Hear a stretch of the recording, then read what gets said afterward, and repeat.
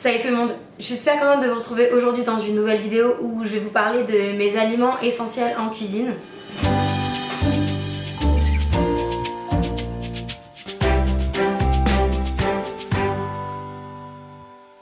Lorsqu'on devient végétarien et qu'on est obligé de le dire à notre entourage ou aux gens qu'on côtoie, très souvent on s'entend dire qu'on ne mange plus rien et les gens se demandent clairement ce qu'on met dans notre assiette.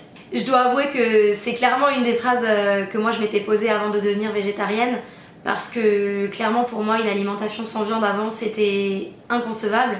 Après m'être posé la question de comment j'allais remplacer la viande dans mon assiette, je me suis simplement dit qu'il fallait que je change complètement mes habitudes alimentaires et que je ne cherche pas simplement à remplacer un élément dans mon assiette.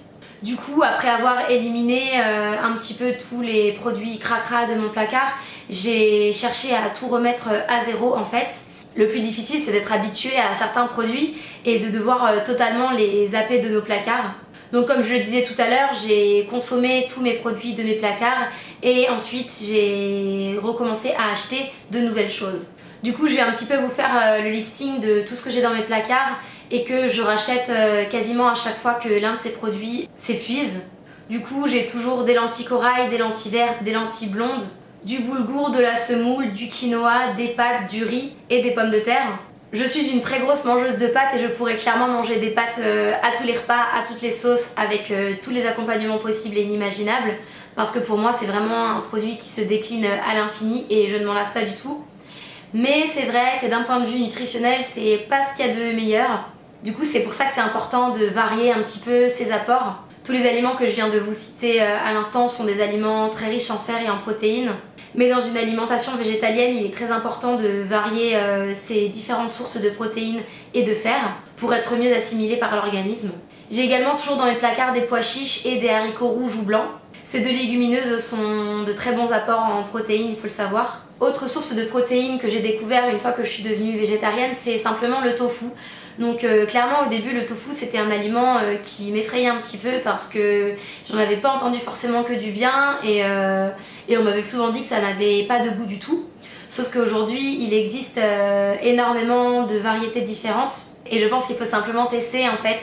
Il en existe du tofu fumé, du tofu à l'ail des ours, du tofu rosso, du tofu à la japonaise, du tofu nature qu'on peut créer dans des marinades.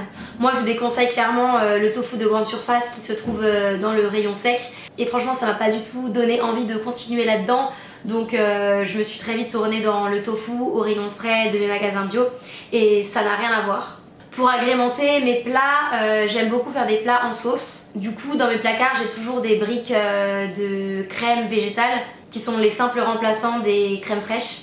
On en trouve de plusieurs goûts et de plusieurs textures. Donc c'est important au début d'essayer plusieurs marques et plusieurs goûts pour trouver ce qui nous correspond le plus. Moi c'est vrai que j'aime beaucoup la crème de soja et la crème d'avoine.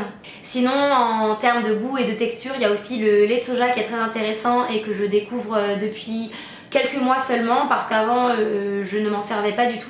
Et également dans mes placards j'ai toujours de la sauce tomate, soit en conserve soit en bocal. J'achète de la purée de tomates, des tomates concassées ou des tomates pelées. C'est franchement pratique d'avoir des sauces tomates toutes prêtes dans ces placards alors que c'est pas la saison des tomates. Sinon forcément dans mes placards j'ai toujours une quantité astronomique de légumes et de fruits parce que clairement ce sont des aliments qu'on peut consommer à volonté. Idéalement j'essaye d'acheter des légumes et des fruits de saison dans mon magasin bio, mais c'est vrai que c'est pas toujours facile de consommer que des produits de saison parce que simplement on a des goûts particuliers, il y a des légumes qu'on aime plus que d'autres. Et pour pallier à ça, moi j'ai trouvé la solution d'avoir des légumes et des fruits surgelés. Donc du coup j'ai toujours des fruits frais et des légumes frais et des légumes et des fruits surgelés. C'est franchement agréable de se faire un petit smoothie de temps en temps avec des fraises en hiver. Dans mes placards j'ai aussi toujours des briques de lait végétaux. Le lait d'avoine et le lait de soja sont mes préférés comme la crème. Après c'est pareil, aujourd'hui il en existe tellement de variétés que tout ce qu'il faut c'est aller en tester plusieurs.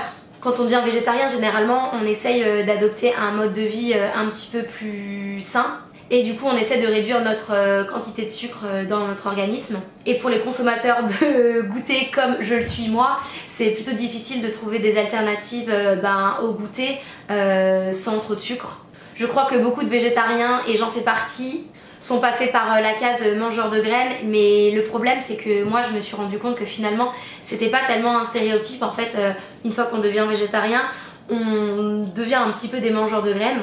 Et finalement, je vois pas où est le problème avec ça. Donc du coup, moi j'ai toujours quelques graines et fruits secs dans mes placards, comme des amandes, des noix de cajou, des noisettes, des raisins secs, des cranberries, des baies de goji, des graines de chia et des graines de tournesol. Il en existe une panoplie infinie presque de graines, mais c'est vrai que moi mes préférées ce sont celles que je viens de vous citer.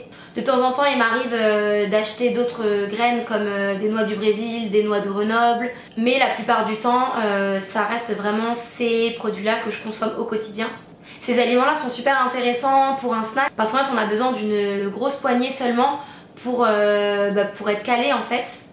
Et pour avoir quand même un petit peu ce goût sucré, on a les fruits secs comme les cranberries ou les raisins secs qui franchement sont plutôt bonnes. Après, je vous cache pas que de temps en temps il m'arrive aussi de craquer quand à côté de ma poignée de fruits secs j'ai un cookie au chocolat qui me fait de l'œil.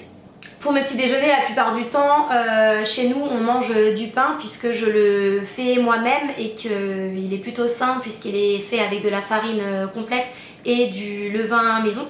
Mais parfois il arrive qu'on n'a plus de pain et du coup on consomme soit des cracottes, soit des biscottes. En ce moment on a goûté les cracottes de la marque Jardin Bio il me semble, qui sont faites à base de sarrasin et franchement c'est plutôt pas mal. Mais quand on a vraiment envie d'avoir quelque chose qui nous tient au corps pour toute la matinée, on aime beaucoup manger des porridge. Et pour ça du coup on a toujours des flocons d'avoine dans nos placards. Donc bah écoutez, voilà tout le monde, je crois que j'en ai terminé avec les produits que j'ai toujours dans mes placards. Je ne sais pas si comme moi vous avez certains aliments que vous vous sentez obligé de racheter à chaque fois. Si c'est le cas, n'hésitez pas à me le dire dans les commentaires, je serais curieuse de connaître vos petites habitudes alimentaires. N'oubliez pas comme d'habitude de me laisser des petits pouces bleus et des commentaires en dessous de la vidéo pour me faire savoir si ce genre de vidéo vous plaise. Je voulais aussi dire dans cette vidéo que je consomme énormément de mes produits bio parce que je me dis que si déjà je fais attention à ce que je mets dans mon assiette, c'est important de réduire ma consommation de pesticides. D'ailleurs, il y a certains fruits et certains légumes qui sont beaucoup plus pollués par les pesticides que d'autres. Donc si jamais une vidéo sur ce sujet vous intéresse, n'hésitez pas à me le dire, je serais super contente de vous faire cette vidéo là. Sinon, écoutez, jusqu'à la prochaine vidéo. Comme d'habitude, je vous demande de prendre soin de votre santé, de la planète et des animaux. Et puis, je vous envoie tout plein de bisous. Ciao!